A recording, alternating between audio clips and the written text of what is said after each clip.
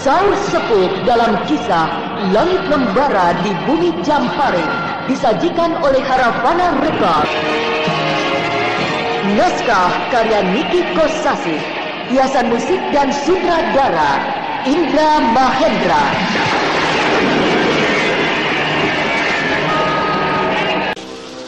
Tadi kami berada di dekat sebuah kampung nelayan. Sebuah alam yang gersang dan tandus. Dan sekarang sudah berada di sebuah alam yang sangat subur. Alam yang hijau dengan udaranya yang sejuk. Berarti aku dan pemuda itu berkejar-kejaran jauh sekali. Dan Bentar tiba-tiba sudah berdiri tepat di hadapan pemuda itu. Hebat sekali. Berarti Bentar memiliki ilmu lari cepat, jauh melebihi kecepatan aku dan pemuda itu. Marilah saudara, kita bicara baik-baik. Tidak ada gunanya membuang-buang tenaga dengan percuma.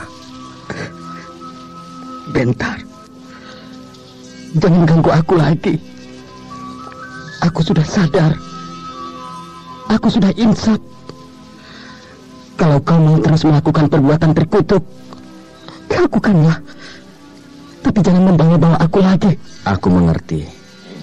Dan aku sangat setuju. Sebab berniat kembali ke jalan yang benar adalah sebuah perbuatan yang luhur. Akan tetapi, ada beberapa keterangan yang sangat aku perlukan dari kamu. Untuk itu, sudahlah kau bicara dengan aku dalam suasana yang tenang.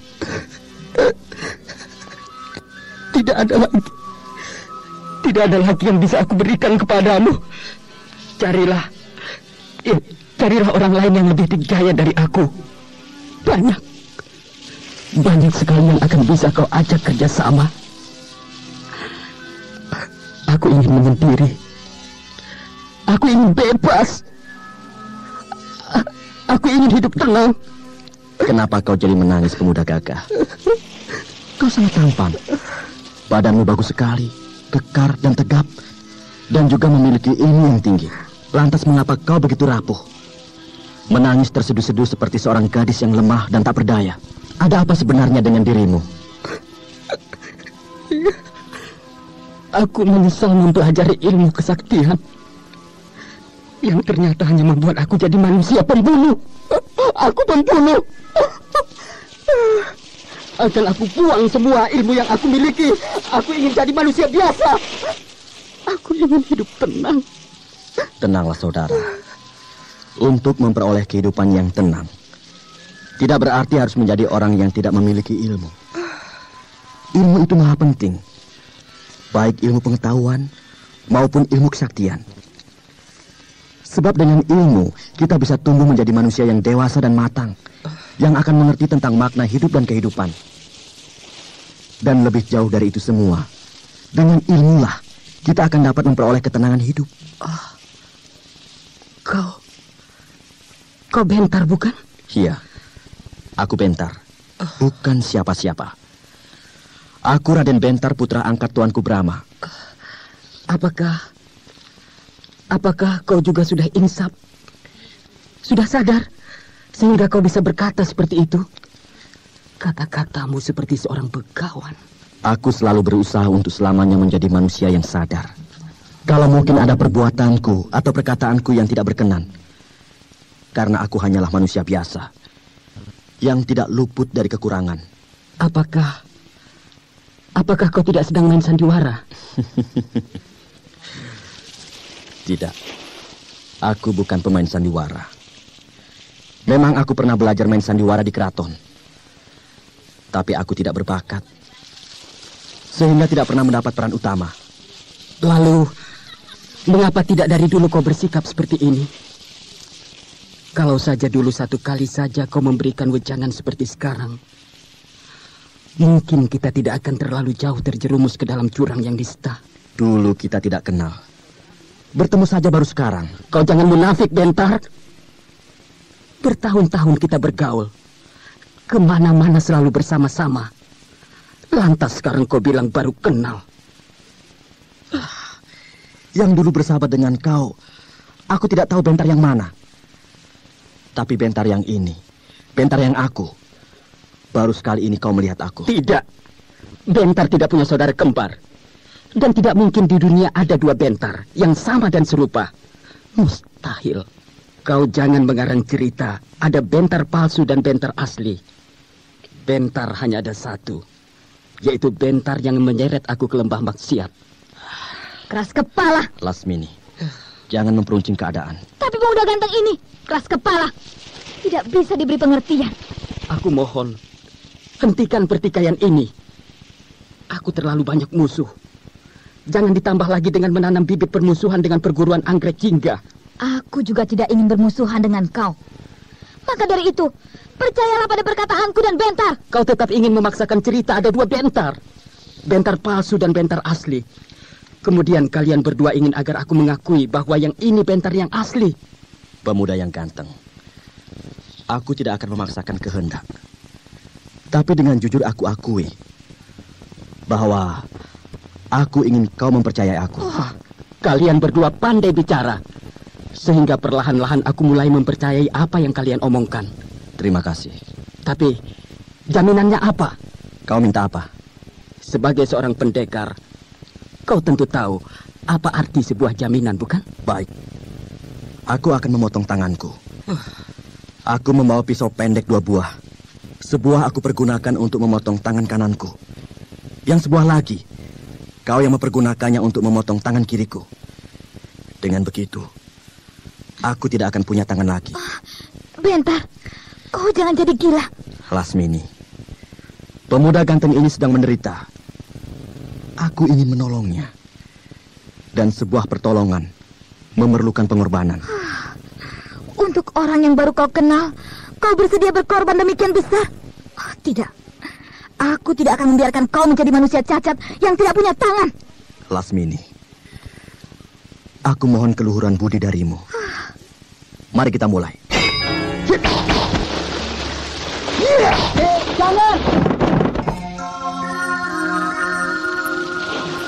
Jangan! Jangan kau lakukan itu. Hei, mengapa kau sendiri yang melarang? Bukankah kau ingin sebuah bukti? Aku percaya. Aku percaya terhadap semua yang kau omongkan. Terima kasih. Aku tidak mau peduli. Apakah kau memang pengarang sebuah cerita bahwa ada 2 orang Bentar?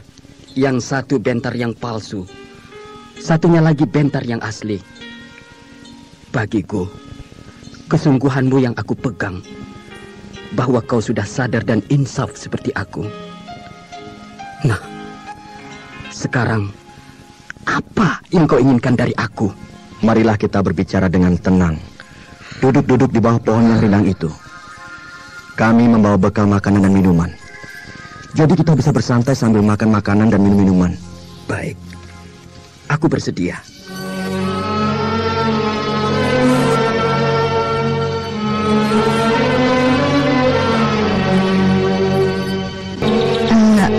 Mengapa kau makannya sedikit sekali? Terlalu lama aku berpuasa.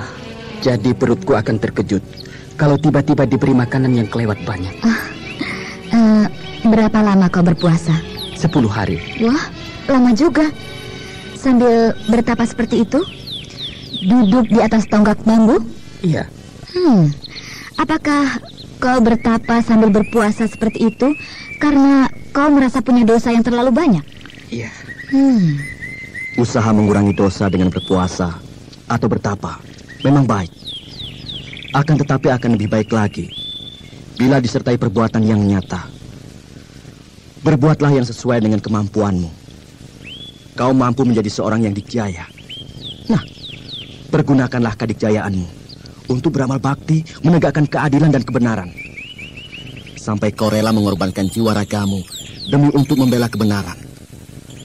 Maka di saat itulah kau akan tahu makna sebuah dosa. Iya. Aku semakin yakin kau bukan Bentar yang dulu. Apakah Bentar yang dulu yang menyeretmu ke lembah Nista sekali saja tidak pernah berkata atau berbuat sedikit kebaikan? Dia manusia biasa yang pada suatu saat pernah merasakan bahwa perbuatannya itu adalah perbuatan yang terkutuk. Tapi hanya sebatas bicara biasa saja. Tidak mendalam seperti kau, Bentar yang ini, yang sekarang duduk di hadapanku. Karena yang ini Bentar yang asli. Baiklah. Tadi sudah aku katakan, apa yang kalian inginkan dari aku? Cukup banyak. Pertama-tama, aku ingin kau menyebutkan siapa namamu. Raspati. Namaku Raspati.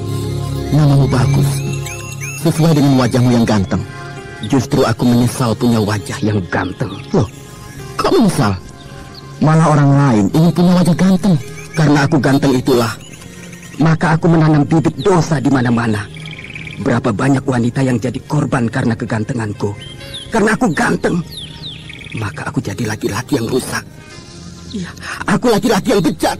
Teman-temanku banyak yang ganteng, tapi mereka tidak rusak. Kelakuannya baik sekali. Tidak pernah mempermainkan perempuan. Tidak mengobrol cinta macam laki-laki buaya. Cintanya tulus dan suci, hanya untuk seorang saja, kekasihnya atau istrinya yang sangat dicintainya. Aku ingin sekali menjadi laki-laki seperti itu. Itulah makanya aku berpuasa dan bertapa. Baiklah. Sekarang, di mana terakhir kali kau berpisah dengan Bentar? Kau sudah tahu mengapa kau bertanya lagi? Raspati, masihkah kau belum percaya bahwa yang ini adalah Bentar yang asli? Ya, baiklah. Karena aku sudah tidak peduli apakah kau Bentar yang palsu atau yang asli, maka aku katakan saja, di Pasir Ipis. Pasir Ipis? Pasir Ipis? Iya, di Padepokan Pasir Ipis, tempat tinggal gurunya yang bernama Eyang Balung. Di mana letaknya Pasir Ipis itu? Di sebelah timur Kadipaten Cempaka. Kadipaten Cempaka termasuk wilayah Kerajaan Madangkara. Dan aku tahu, di sebelah timur Kadipaten Cempaka memang ada sebuah bukit. Dan bukit itu namanya Bukit Ipis. Apakah di Bukit Ipis itu letaknya? Iya, benar. Karena bukit itu bernama Bukit Ipis, maka Padepokan Eyang Balung dinamakan Padepokan Pasir Ipis. Sebab tanahnya banyak pasirnya. Suatu alam yang tidak subur, agak gersang. Ayo Bentar, jangan buang waktu. Kita segera berangkat ke sana. Raspati, kau sekarang mau kemana? Aku mau kemana saja. Yang jelas aku tidak pulang ke kampung halamanku di Kadipaten Cangkring. Sebab aku malu. Aku sudah jadi manusia laknat. Yang penting, aku akan membuka lembaran hidup baru yang entah di mana aku tidak tahu. Raspati, sebenarnya aku ingin kau ikut dengan kami. Tapi tentu kau tidak mau. Maka aku hanya bisa berkata selamat jalan. Aku yakin kau akan menjadi baik.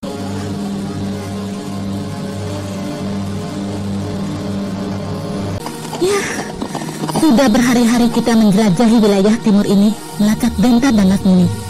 Tapi belum ketemu juga. Iya, jangankan orangnya, sepotong jejaknya saja tidak kita temukan. Terus saja, lama-lama pasti akan ketemu. Terus ya terus. Tapi kemana? Kalau tidak tentu tujuan, ya percuma, buang-buang waktu. Lalu kalau begitu, pulang. Kita batalkan atau dihentikan pencarian mereka. Maksudku bukan begitu. Lalu? Kita perhitungkan dulu dengan matang, baru kita ambil tindakan. Aku rasa mereka merubah haluan. Asalnya memang ke timur, lalu berubah pikiran, berbelok ke arah lain. Itulah, makanya harus kita rundingkan dengan seksama. Ada apa, Dewi Rara? Ada apa? Kudaku amblas. Kenapa kedua kaki belakang kuda yang dinaiki oleh Dewi Rara nyesek ke dalam tanah? Tempat itu tanahnya cembur, dekat sawah. Sekarang kuda aja nih. Kudaku yang amblas. Iya, sekarang aku juga. Kudaku amblas. Turun dari kuda.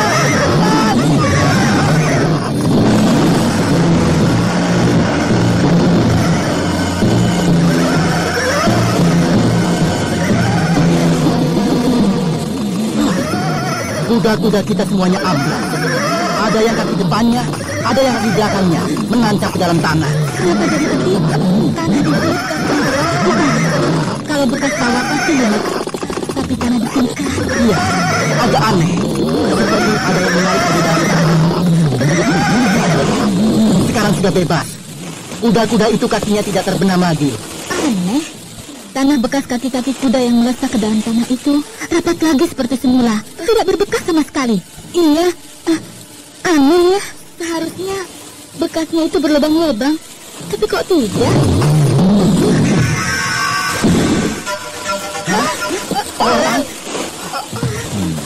Orang keluar dari dalam tanah. Hantu. Tenang. Bukan hantu. Orang betulan. Kau yang bernama Paksi Jaladara? Iya, aku Paksi Jaladara. Aku Jaka Somara, putra kandung Raden Samba dari Kerajaan Sanggam. Jaka Somara?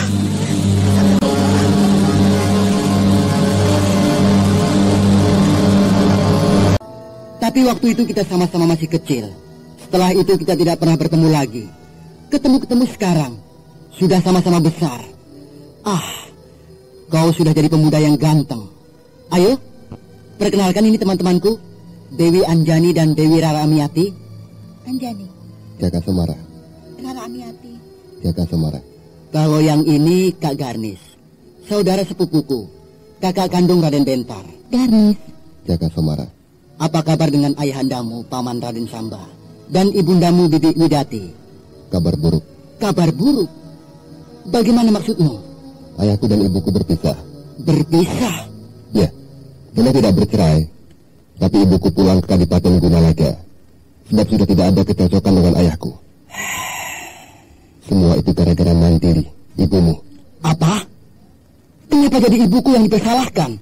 Kau jangan pura-pura tidak tahu tentang masa lalu ibumu dan ayahku. Aku tahu. Ibuku pernah bertunangan dengan ayahmu. Tapi itu terjadi puluhan tahun yang silam. Dan bukankah kedua belah pihak sudah melupakannya? Bahkan dilanjutkan dengan tali persaudaraan. Itu hanya di luarnya saja. Tapi di dalam hati ayahku tidak pernah pupus. Itulah yang membuat ibuku kecewa. Maaf. Itu adalah urusan orang tua. Dan menyangkut rumah tangga pribadi kedua orang tuamu. Aku tidak mau ikut campur. Seandainya ibumu masih ada, ibumu yang akan aku habisi. Karena sudah tiada, maka anak-anaknya harus menerima hukumanku. Karena anaknya cuma satu, yaitu kau. Maka kau yang harus menerima akibatnya. Sabar, nanti dulu. Ini perkara apa? Kenapa kau menjadi gelap mata? Terlalu panjang kalau diceritakan semuanya. Tapi rumah tangga orang tuaku berantakan gara-gara ibumu Mantili. Jaka Somara, aku tidak mau ribut dengan kau. Karena yang aku tahu, keluargaku dan keluargamu bersahabat. Dan persahabatan itu harus dijaga oleh keturunannya. Tapi kalau kau terus-terusan mencaci maki ibuku, aku tidak terima. Siapapun yang menghina ibuku, akan aku tebas. Bagus. Berarti kau sudah siap untuk menerima hukumanku. Kau ini apa? Pakai ngomong hukuman-hukuman segala macam. Sabar. Setelah aku dengarkan, masalahnya hanya salah paham biasa. Dan itu terjadi pada orang tua kalian. Kalian sebagai anak-anaknya tidak perlu ikut-ikutan mengurusi masalah orang tua. Ini menyangkut harga diri. Iya, benar.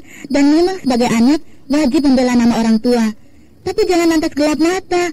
Berpikirlah dengan pikiran yang jernih. Apa untungnya sebuah persahabatan menjadi retak hanya karena gara-gara salah paham? Lebih baik kau diam saja.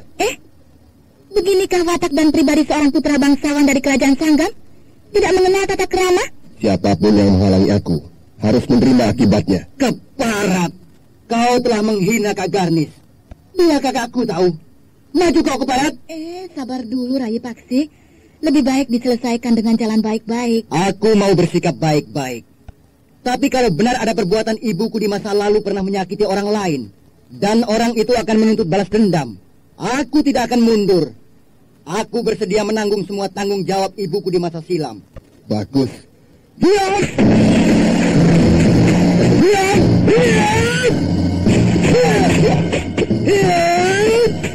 Mereka tidak bisa dipisah, jadi bertarung beneran.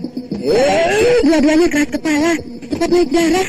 Kalau Paksi, memang wataknya berangasan. Tapi aku tidak mengira kalau Jaka Somara, putranya Raden Samba juga begitu berangasan. Salah satu tingkat, orang dalam, tapi permainan silatnya mantap dan cepat. Ya, pasti kalah cepat.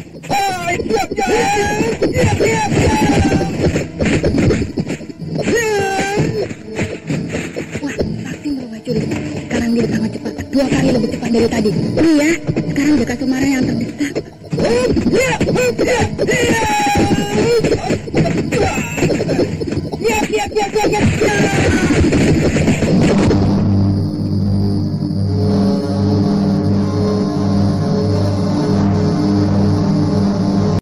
Paksi menang. Pundak Jaka Sumara kena pukul. Iya, Jaka Sumara terjungkal, berguling-guling di tanah. Tapi cepat bangun kembali dan berdiri lagi dengan tegak. Kuat benar dia. Padahal pukulan Paksi keras sekali, tapi dia tidak apa-apa. Boleh juga kau, tapi aku belum kalah. Kalau masih berani, ayo teruskan. Baik. Wah, gawat. Pasti dia mau mengeluarkan ilmu kadikjayaan. Dia mau pakai ilmu kedikjayaan. Bahaya. Paksi bisa celaka, sebab dia tidak bisa ilmu kedikjayaan. Hei, Kak Garnis! Paksi, mundur! Sekarang bagianku. Aku tidak takut. Aku tahu kau pemberani, tapi harus pakai perhitungan. Kau tidak pernah belajar ilmu kadikjayaan, bukan? Nah, mundurlah. Tapi... Tidak ada tetapi. Aku kakakmu, berhak memberi perintah padamu. Ya, baiklah. Jaka Sumara, kalau mau mempergunakan ilmu kadikjayaan, aku bagiannya.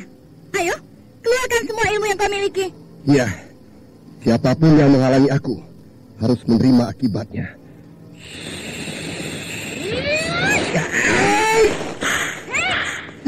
Kak Garnis membuka ikat pinggang. Selendang kain. Itulah senjata Kak Garnis yang paling dahsyat.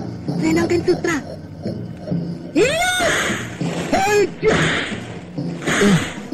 Kak Garnis sudah menggerakkan selendang mautnya. Bukan, selendang maut itu digerakkan dengan tenaga dalam yang hebat. Berkebat-kebut menimbulkan suara yang mengerikan. Jaka Sumara jadi bengong. Iya, dia terperanjat melihat Kak Garnis punya senjata berupa selendang kain. Lalu terpesona melihat cara menggerakkannya yang mengerikan itu. Bisa-bisa dia membatalkan serangannya. Sebab ketakutan melihat selendang maut. Pasti dia merasa takut, tapi malu. Iya benar. Sebab sejak semula sudah sombong. Siapa saja yang mau menghalangi maksudnya akan diserang. Nah, sekarang rasakan akibatnya. Berhadapan dengan Kak Garnis. Maju kau Jaka Sumara. Buktikan keangkuhanmu bahwa kau akan menebas semua yang mau menghalangi niatmu. Sekarang aku yang akan menghalangimu. Ayo maju. Kau perlu sampai mengadu jiwa.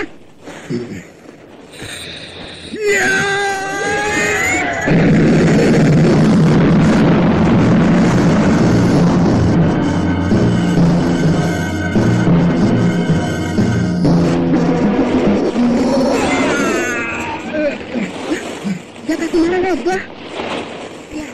Dia tidak kuat menahan gempuran selendang maut. Jaka Sumara menyerang dengan gempuran yang hebat, tapi dihadang oleh selendang maut. Terjadi benturan yang keras sekali, dan Jaka Sumara yang roboh. Badannya oleng dan terduduk di tanah. Rupanya selendang maut Kak Garnis lebih dahsyat dari ilmu kadikjayaan milik Jaka Sumara.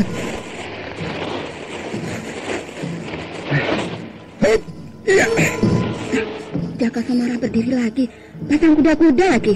Kuat benar dia, mau menyerang lagi.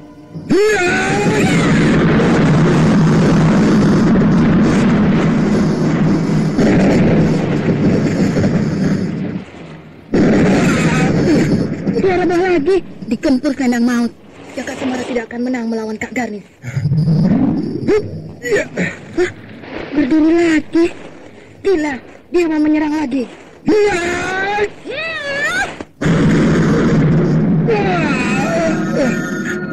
Roboh lagi. 3 kali dia menyerang, dan 3 kali pula dia roboh. Tapi dia bandel, bangun lagi. Sekarang juga dia mau bangun lagi. Keras kepala juga si Jaka Sumara itu.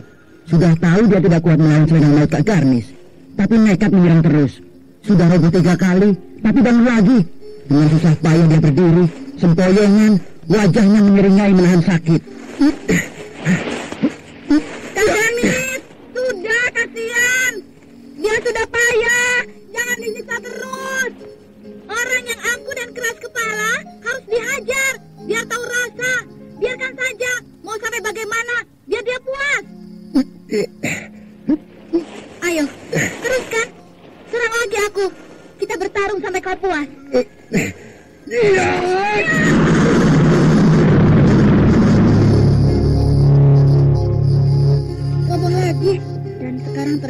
di tanah. Pasti dia sudah habis. Tidak akan bisa bangun lagi. Dia sudah habis. Tidak bergerak-gerak. Hanya dadanya yang turun naik. Napasnya megap-megap. Tegar ini sudah. Kasihan. Dia mau mati. Iya. Jaka Semara, kau belum mati bukan? Kalau aku berniat membunuhmu, sangat mudah. Tapi untuk apa? Tak ada perlunya bagiku. Sekarang, kau kami tinggalkan di sini. Tergeletak sendirian di padang yang gersang dan tandus. Sunyi dan lengang, dalam keadaan setengah mati. Tapi jangan takut. Sebentar lagi, burung-burung pemangkan bangkai akan datang untuk merencah tubuhmu, menjadi santapan mereka. Dan kau mati bukan oleh aku, tapi dimakan burung-burung pemakan bangkai. Jangan, bawa aku ke Sanggan. Bawa aku ke Sanggan. Bukankah kau pergi meninggalkan kerajaan Sanggan untuk mencari kami?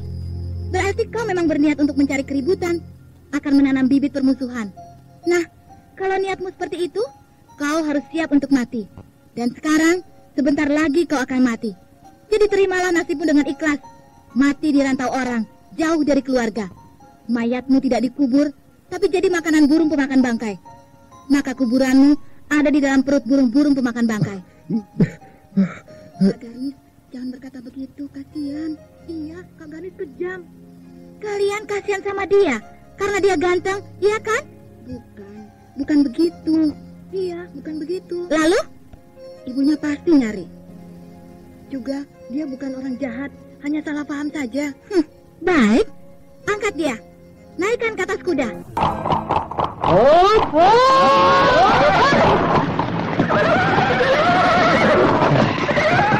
Di sebelah sana ada kampung. Oh iya, mari kita ke sana saja.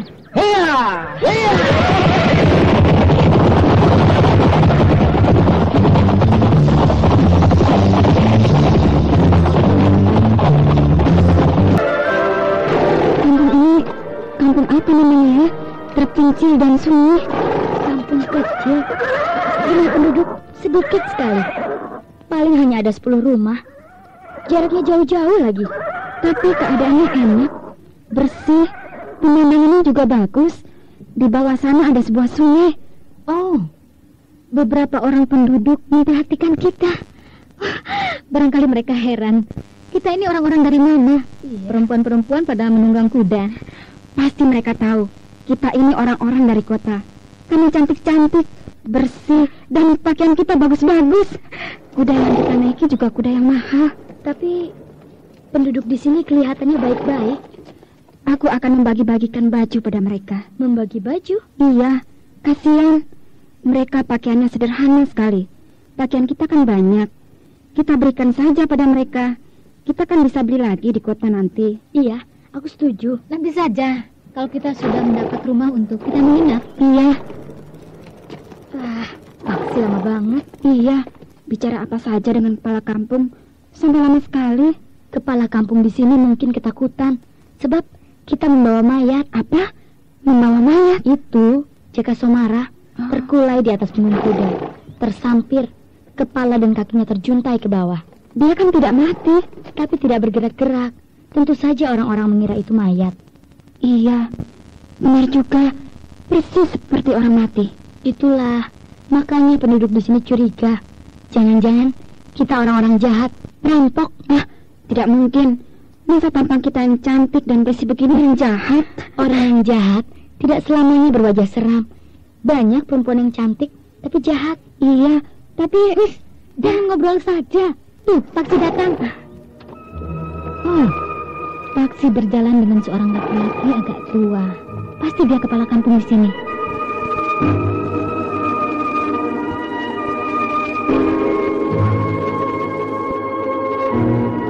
Sampurasun, Lampes. Saya Jumanta, tapi karena badan saya kecil, maka orang-orang di sini biasa memanggil saya Pak Alit. ya, saya kepala dusun Gantar. Oh, kampung ini namanya kampung dusun Gantar. Betul, Neng. Dan mengapa Neng semua menunggu di sini? Kenapa tidak ke rumah saya? Kami menjaga ketenangan di dusun Gantar ini, Pak Alit. Sebab kami membawa seorang teman yang terluka parah. Nanti penduduk di sini mengira kami ini yang bukan-bukan. Oh, begitu. Itulah, makanya kami mengutus Paksi untuk menghubungi Bapak terlebih dahulu. Setelah kami diperbolehkan masuk, maka kami akan masuk ke dusun ini. Iya. Ini kakak saya, Pak. Kak Garnis. Yang itu Dewi Anjani. Dan yang di sebelahnya Dewi Raramiati. Neng ini cantik-cantik dan berpakaian bagus-bagus. Pasti dari kota dan kaum bangsawan. Kami dari kalangan biasa saja, Pak. Hanya kebetulan saja kami tinggal di kota. Jadi mungkin agak kelihatan lain. Iya. Mari singgah dulu ke rumah saya. Kami langsung ke rumah yang ditunjukkan oleh Bapak. Sebab, maaf, kami agak letih, Pak. Ingin cepat beristirahat. Lagi pula supaya secepatnya kami bisa merawat teman kami yang luka-luka. Oh, begitu. Mari saya antar.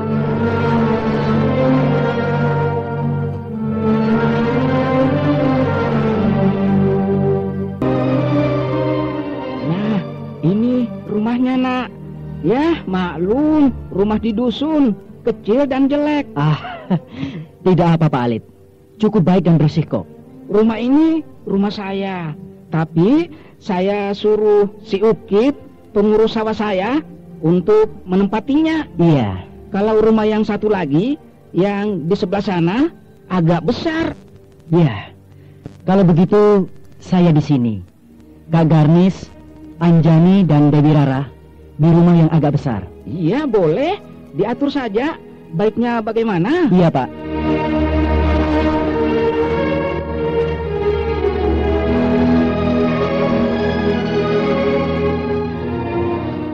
Nah, rumah ini besar dan lebar. Cukup leluasa. Rumah ini juga milik saya, Neng. Pak Alit ini rumahnya banyak ya? Rumah warisan, Neng. Oh. Dulu di sini masih berupa hutan belantara, Neng. Kakek saya sendirilah membuka hutan di sini, bercocok tanam. Karena di sini tanahnya subur, ada juga yang datang 1-2 orang. Terus beranak cucu. Salah satu keturunannya saya ini. Itulah makanya saya dipilih jadi kepala dusun.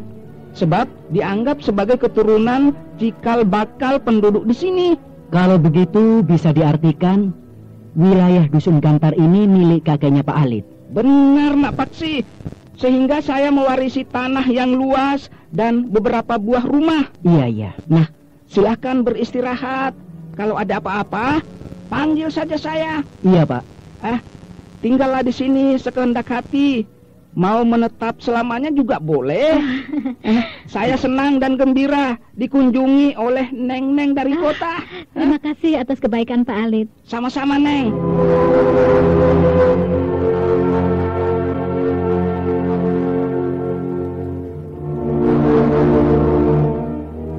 Nah, kita letakkan Jaka Sumara ini di atas balai-balai itu, di tengah rumah. Iya.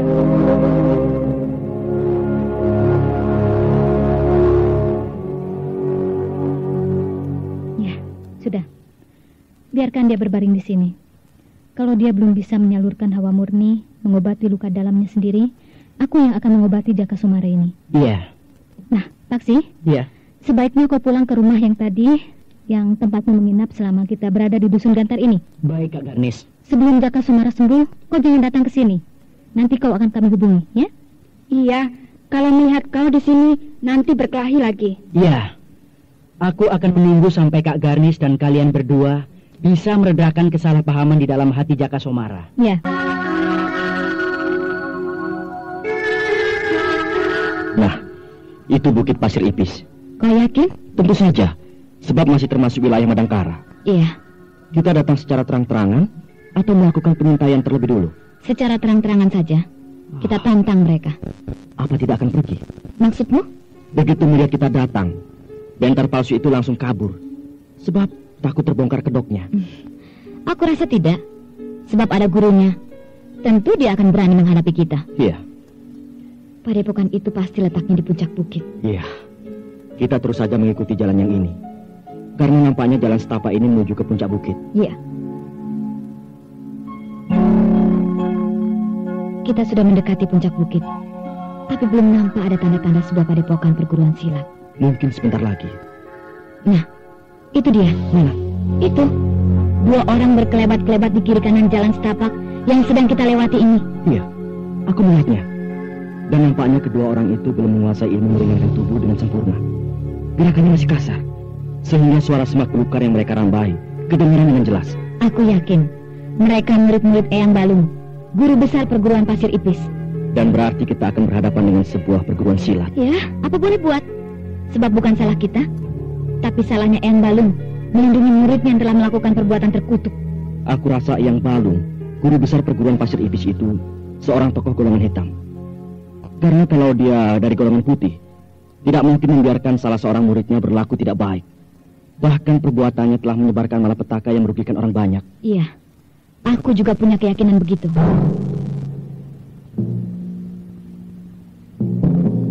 Nah, itu padepokannya. Ada 2 buah rumah panggung yang besar dan memanjang. Dan lingkungan di sekitarnya ditata sebagai sebuah padepokan. Benar. Woi! Bentar palsu datang! Bentar palsu datang! Bentar palsu datang! Mana? Telepon baru! Berdua dengan temannya perempuan! Lasmini, mereka sudah tahu kedatangan kita. Iya, dan keparat mereka berteriak-teriak mengatakan bentar palsu yang sudah datang.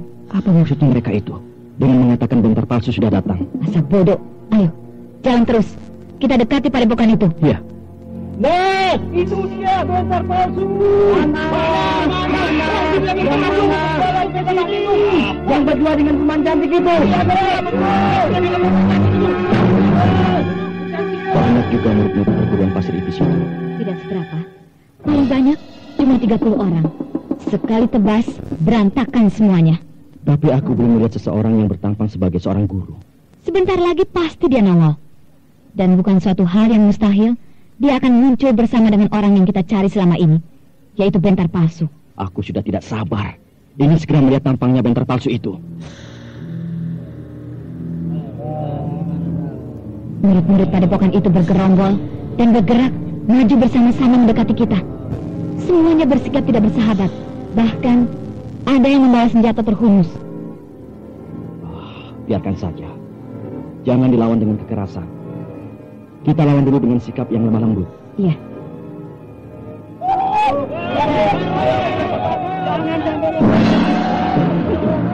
Aku jadi ingin tertawa melihat caranya mereka memurung kita. Benar-benar masih mentah. Tidak tahu caranya mempergunakan siasat dan taktik yang matang. Sekali gempur dengan anggrek singgah, semuanya bisa berantakan. Biarkan saja. Aku ingin tahu apa yang akan mereka perbuat setelah mereka mengurung kita.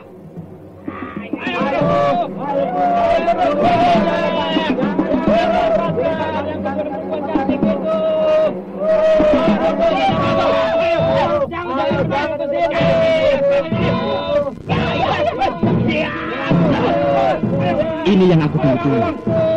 Salah seorang dari mereka akan memanggil gurunya dan Raden Bentang.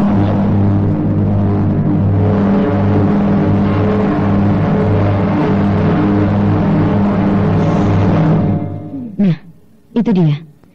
2 orang berjalan keluar dari rumah pondokan. Seorang pemuda dan seorang laki-laki tua berpakaian seorang begawan. Dia pasti Eyang Balung, guru ketua perguruan Bukit Pasir Ipis. Dan yang pemuda itu adalah kau, Bentar. Aku seolah-olah sedang berdiri di muka cermin. Dan aku melihat bayanganku sendiri. Aku melihat aku. Ya, aku ada di sana. Anak-anak, apakah orang yang kita tunggu-tunggu sudah datang? Sudah. Bagus, bagus.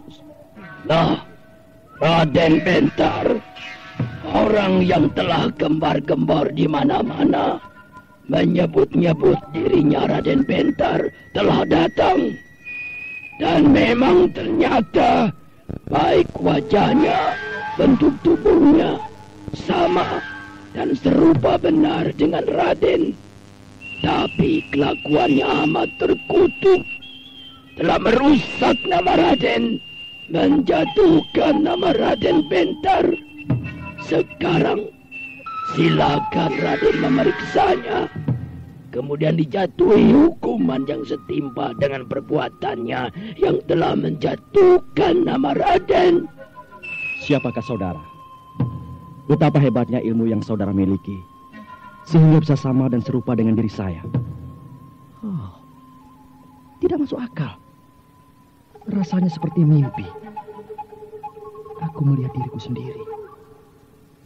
Bagaimana bisa terjadi seperti ini?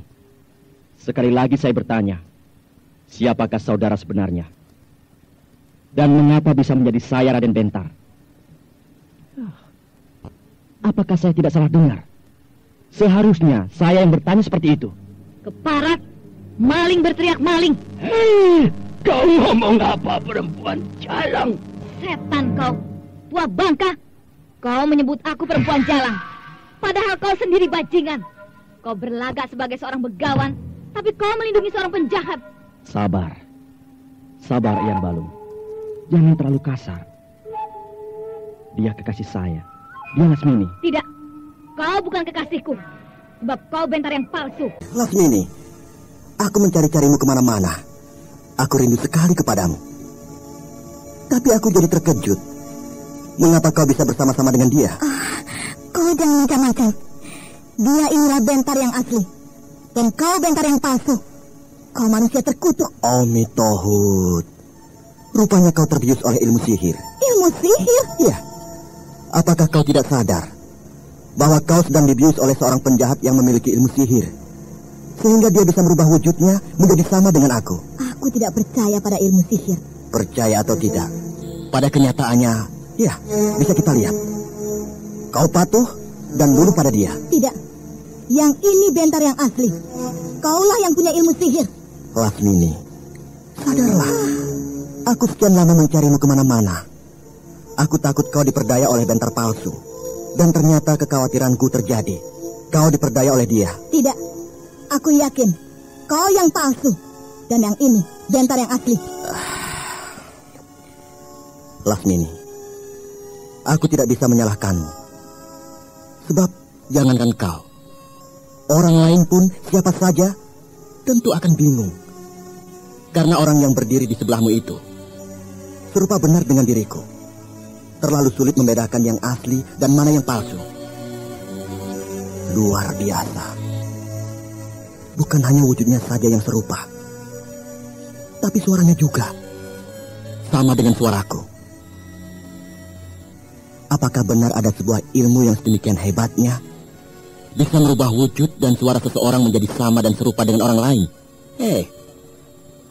Apa yang saudara katakan itu Bentar palsu? Bentar palsu? Apakah benar aku Bentar yang palsu? Tapi tidak mungkin.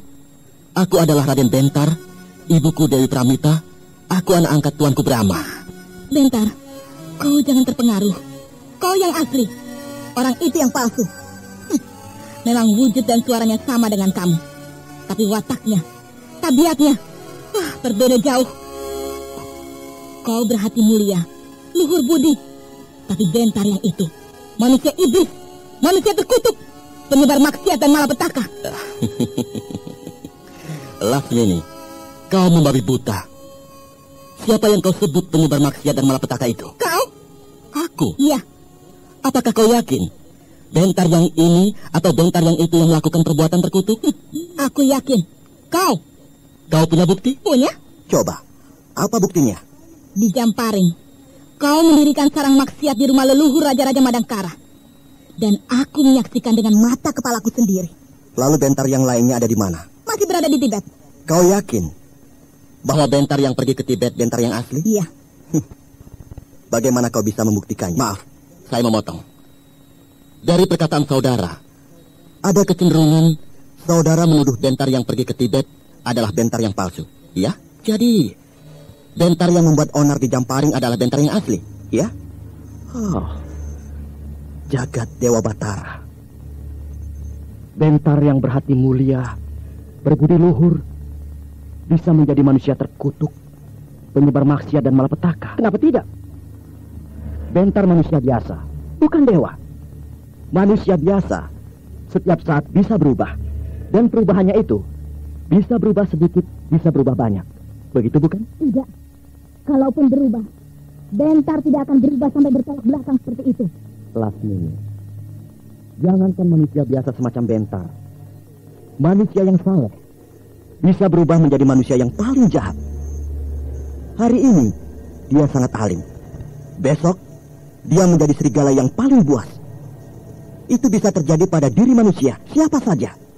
Selama dia bernama manusia, tidak abadi. Oh, kalau begitu kau mengakui dirimu adalah manusia jahat yang telah melakukan perbuatan terkutuk itu? Iya, karena aku Bentar yang asli. Maka akulah Bentar yang telah menyebarkan maksiat dan malapetaka. Keparat. Jadi Bentar yang tetap baik, itulah Bentar yang palsu? Iya, Bentar yang palsu. Yang berdiri di sampingmu itu, yang berhati mulia, berbudi luhur, adalah Bentar yang palsu. Bedebah. Kenapa jadi terbalik-balik? Yang baik jadi jahat, yang jahat jadi baik. Kenapa jadi heran? Di dunia ini tidak ada yang kekal, bukan? Apa saja bisa berubah. Yang baik bisa berubah jadi tidak baik. Yang tidak baik juga bisa berubah menjadi tidak baik. Dan itu sudah biasa. Tidak, aku tidak mau terima. Kalau kau tidak mau terima, mau apa? Silahkan pergi ke Madangkara dan buktikan di sana bahwa kau datang bersama Bentar yang asli. Memangnya aku anak kecil yang tidak tahu bahaya? Maksudmu? Begitu sampai di tapal batas keraton Madangkara, kami akan dicincang oleh pasukan perang Madangkara. Karena perintah Prabu Wanapati tidak bisa ditarik lagi, bahwa Bentar harus dibunuh. Kalau sudah tahu begitu, ya sudah. Kalau kita pergi bersama-sama bagaimana? Maksudmu? Kita pergi berdua saja ke Madangkara.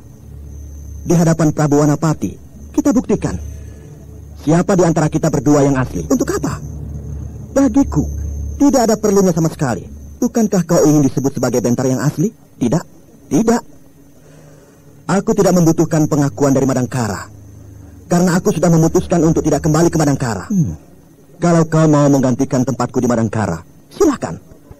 Pergilah ke Madangkara dan buktikan bahwa kaulah Bentar yang asli. Kalau berhasil, tentu kau akan hidup senang, jadi orang kaya, banyak uang, banyak harta, dan pasti punya kedudukan yang enak. Hebat. Aku kagum kepadamu. Kau pandai memikir balikkan keadaan, sehingga kau seolah-olah Bentar yang asli. Sebenarnya tidak perlu heran, sebab Bentar memang orang yang pandai.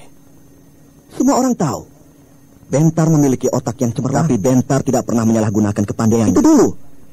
Bentar yang sekarang kan lain. Kalian tidak akan menang berdebat kata dengan Raden Bentar. Sudahlah Raden, sudah terlalu lama berdebat kata. Sekarang lekaslah, jatuhkan hukuman kepada dia. Saya batalkan Eyang Balung. Batal? Saya jadi kasihan, sebab nampak jelas Bentar yang palsu itu orang baik-baik. Jadi kita bebaskan saja. Biarlah dia pergi kemana dia suka. Tapi Lasmini tetap di sini. Apa? Aku di sini? Iya, kau kekasihku. Dan saat ini aku benar-benar membutuhkan bantuanmu. Aku tidak sudi membantu orang jahat. Lasmini, cintamu ternyata cinta yang palsu. Apa? Cinta palsu? Iya. Mentang-mentang aku sekarang sudah berubah jadi orang yang berkelakuan tidak baik, jadi orang terbuang, lalu kau memutuskan cinta. Ya, dulu kau sangat tergila-gila padaku, sehingga aku yakin bahwa kau akan tetap mencintaiku. Meskipun aku sudah berubah, kau akan tetap menerima aku apa adanya, siapapun aku. Tapi ternyata begitu cepat cintamu terhapus. Kau kejam sekali, Lasmini. Aku tetap mencintai Bentar. Cintaku tidak akan pernah pudar. Lalu sekarang, kenapa kau memutuskan cinta? Kau Bentar yang palsu. Ya, seperti yang aku katakan tadi, bahwa manusia suatu ketika bisa berubah, dan kau sudah mendapatkan gantinya. Silakan, silakan Lasmini. Cintailah dia. Cintailah Bentar yang palsu. Dan bentar yang asli, rela dan pasrah. Tidak. Aku tidak salah memilih. Kau bentar yang palsu. Lasmini, aku tidak akan memaksamu. Pesanku hanya bila suatu ketika kau kecewa karena bentar yang kau cintai itu bentar yang palsu, datanglah ke sini. Aku akan tetap menerimamu karena aku tetap mencintaimu. Tidak. Dewa sayang aku. Bukalah mata saya. Manakah bentar kekasihku? Tunjukkanlah padaku apa yang harus aku lakukan. Bukan main. Terlalu hebat kau, saudara. Aku tidak tahu siapa kau sebenarnya. Tapi kau berhasil membuktikan dirimu bahwa kau bentar yang asli dan aku bentar yang palsu. Baiklah, aku mengaku kalah. Tapi belum selesai, bukan?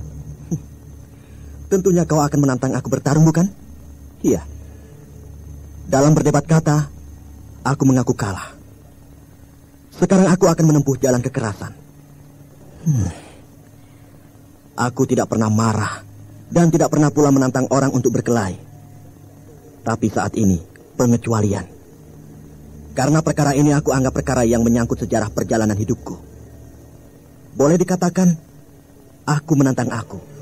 Aku bertarung dengan aku. Baiklah, kalau itu yang kau mau. Dan kita bertarung sampai mati. Sebab salah satu di antara kita harus lenyap dari muka bumi. Tidak peduli apakah dia bentar yang asli atau bentar yang palsu. Salah satu harus mati. Iya, memang harus begitu. Di atas bumi hanya boleh ada satu bentar, karena ini pertarungan hidup mati. Maka langsung aku akan membinasakanmu dengan ajian Tapa Saketi. Kau ingin menguji aku, bukan? Kau mau mempergunakan ajian Tapa Saketi karena kau ingin disebut bentar yang asli. Sebab bentar memang pernah belajar ajian Tapa Saketi pada Panglima Ringkin. Iya. Dan kalau kau benar-benar bentar yang asli, maka kau juga akan melawannya dengan ajian Tapa Saketi juga. Dan disitulah aku akan bisa mengukur kau. Karena aku tahu benar sampai di mana tingkat bentar dalam penguasaan ajian Tapa Saketi. Baik, mari kita mulai. Hiya! Hiya!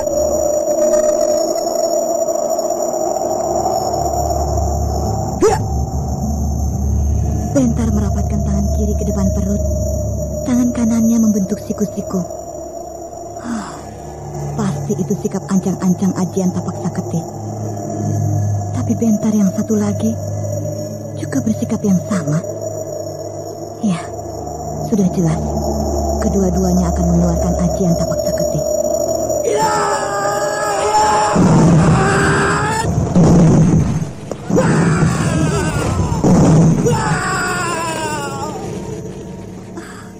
Dua-duanya terlempar dan terduduk di tanah.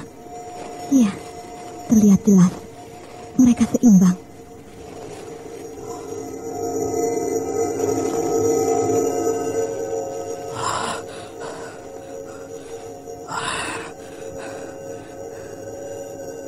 Gila. Dia juga mempergunakan ajian Tapa Saketi. Sama seperti aku. Dalam tingkat madya. Dari mana dia belajar ajian Tapa Saketi? Dan siapa dia sebenarnya?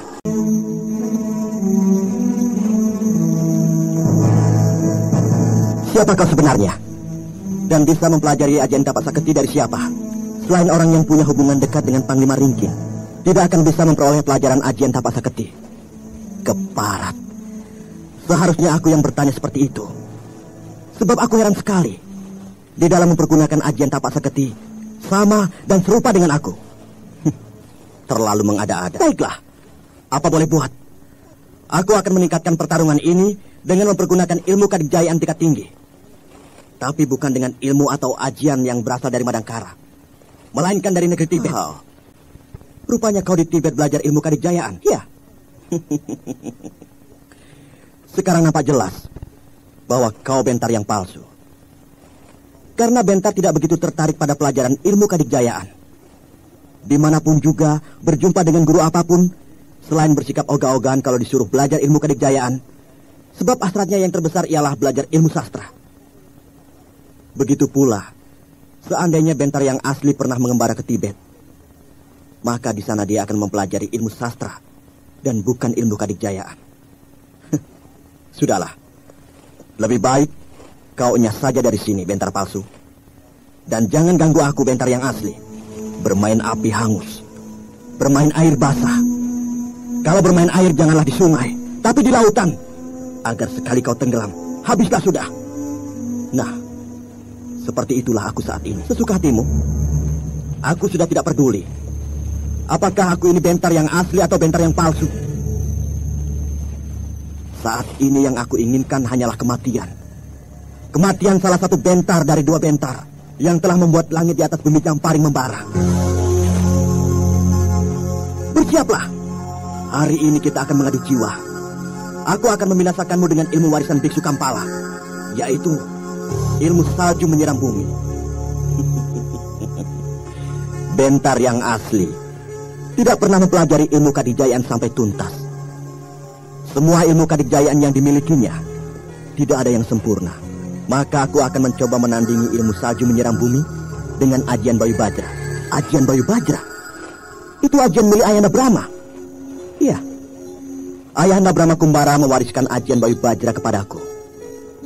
Tapi seperti yang aku katakan tadi, bahwa Bentar tidak begitu tertarik pada ilmu kadikjayaan, maka aku tidak sempurna di dalam penguasaan ajian Bayu Bajra. Jadi masih mentah. Tapi tak apalah. Daripada tidak punya ajian sama sekali, aku akan mencobanya. Ya, hup, ya, hup, ya, hup.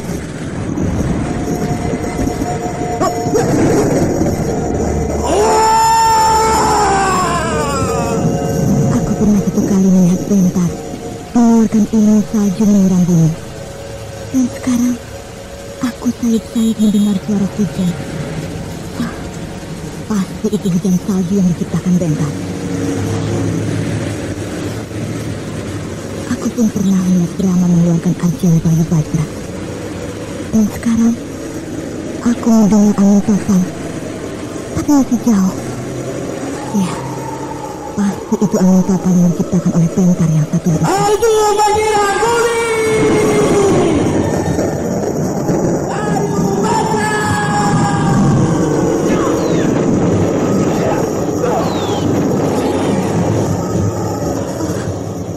Hujan salju turun dengan lebat. Angin topan juga datang dengan dahsyat, lalu berbaur menjadi satu. Sungguh mengerikan. Bentar dan Bentar, kedua-duanya berdiri tegak, saling gempur dengan ilmu dan ajian andalan mereka.